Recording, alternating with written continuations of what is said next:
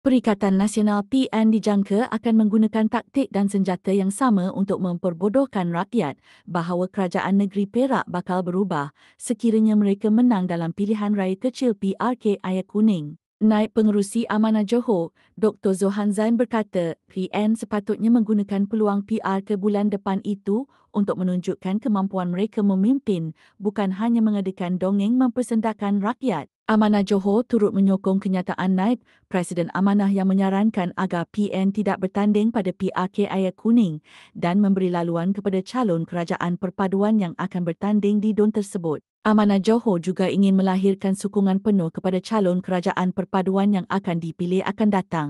Sehubungan dengan itu, Zohan berkata, Amanah Johor juga akan menggerakkan jentera bagi membantu gerak kerja PRK Ayer Kuning untuk memastikan kemenangan calon kerajaan perpaduan yang akan bertanding di sana.